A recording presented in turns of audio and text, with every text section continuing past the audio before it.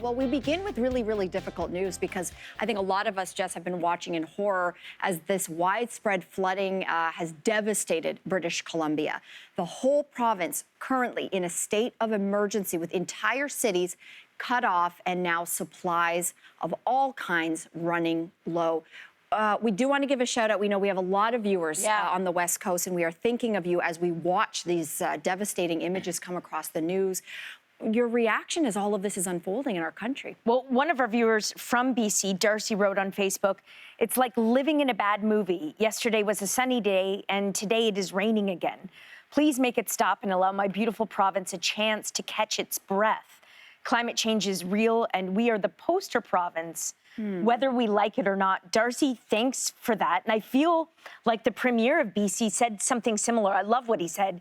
He said, British Columbia must bring the 7 billion other souls that live on this planet to understand that we need to act now to protect us from these types of events that will happen in the future.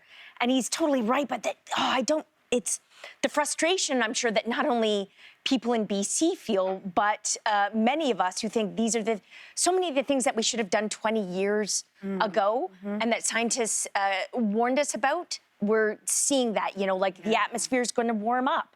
That's going to cause the oceans to warm. That's going to cause more water to evaporate. That's going to cause heavier rainfalls. All that asphalt you're laying down, that's going to cause flooding.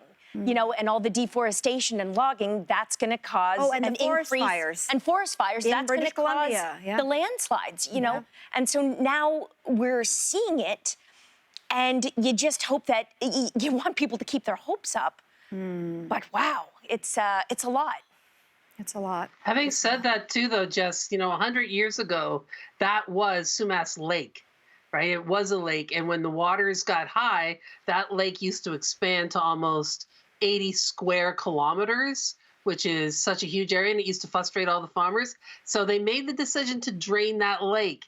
Well, when you start to interfere, then you got to deal with the fallout. So for years now, they've known that those dikes, particularly in Abbotsford, I guess the price tag was going to be something like $400 million to get those dikes up to snuff to prevent something like this.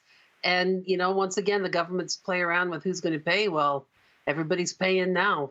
So sad. Yeah. I mean, this is the third state of emergency this year related to floods in this area. So it's terrifying. And I have a number of friends, as I'm sure we all do, who live there. And some of them I haven't heard from yet. I'm assuming everything's okay. But this was terrifying to see. There's actually a person who used to work for CTV. Some people in our building will remember him, Cameron Bateman. And he shared a video on Facebook that he shot 3 days ago. He shot it himself. And I was watching it. And I was like, wow. Oh my gosh. This is literally a fear I have had, and it's part of the reason why I won't drive on highways. And I always thought it was a bit of an irrational sort of anxiety fear, but look at that. I mean, he works for the municipality, and he said it was really, really bad. And now I asked him how things are in the area, and he says, slowly but surely getting better. But the problem now is people stockpiling. The shelves are empty and people are hoarding. And that is just, people got to stop doing that. You know what? I'm glad you brought that up, Cynthia, because Barbara on Facebook, it sounds like Barbara is writing to us from British Columbia, and she writes, many people went out and panic bought items, so all of our shelves are empty, and in the big and small grocery stores, milk and eggs are nowhere to be found. Wow. Spirits are high, though, and everyone is working together to help each other and their pets out. So, Barbara, if you're writing to us from there, we are thinking of you. She brings up the 2 points, which is A, people working together. I think we're in the best of, the worst of times, we see the best of people. Yeah. But she also brings up pets. And, because I come from the horse world, right away, I think of the humans. And then I think of some of the animals that these humans are caring for. And half of the dairy farms in British Columbia are located in Abbotsford. There have been thousands and thousands of cows lost and other livestock, chickens, for example. And I know that we're thinking of the humans, but there are also generations of farmers whose livelihoods are literally underwater right now. And because I know animals and I know the humans who love those animals, the dairy farmers, the horse farmers, the chicken farmers, when they say evacuate, if you have 200 head of cattle, do you leave them? It's one of those moments that I think about this often on our own farm because we get sometimes tornado warnings through there.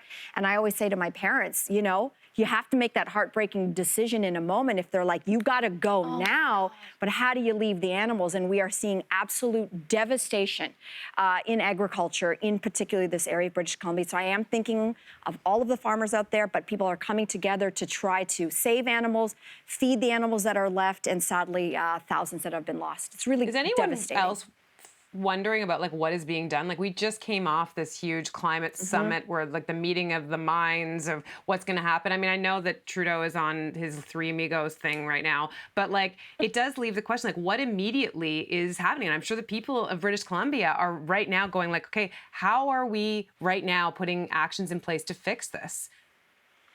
It's a great question because it's not something that happened overnight. Yeah. You know, you can't put a Band-Aid on something that takes decades to destroy, right? I mean, we've seen the forest fires. British Columbia, I don't know how much more British Columbia can take. Yeah. You know, if it's not a forest fire, then it is heat waves. And if it's not a heat wave, then it is flooding. But this has been decades in the making. And if we're not all careful, this is all coming to our doorstep if it hasn't already. Yeah. You know? But You're not sadly, wrong. you know, I've got a print on my wall that shows a Cherokee woman standing on a bluff, and underneath it says, "When all the fish have been eaten, when all the trees are gone, when everything is done, then you'll find that money can't be eaten." And that's always the frustration for me is that no matter how many times we have events like this, no matter how much we know about what's coming, if it is not financially viable, it is not going to get done. And it is so sad because there is going to come a time, not in our lifetimes likely, but there will come a time when everyone's going to have to come to grips with the fact that you can't eat money. You know, if I can just end on this, and this is something maybe more in your wheelhouse, but because I'm on the board of World Wildlife Fund in Canada, and when we talk specifically about the land, a lot of the work that we do there is in partnership with Indigenous communities because by definition, various Indigenous cultures literally live off the land, and you take what you need, not take so that you take it all. And I do know that in Truth and Reconciliation, there is a portion in there that has got to include, and I know it does, incorporating conservation work hand in hand with Indigenous communities. And I think that's our way out, part of it. Absolutely. Part of it.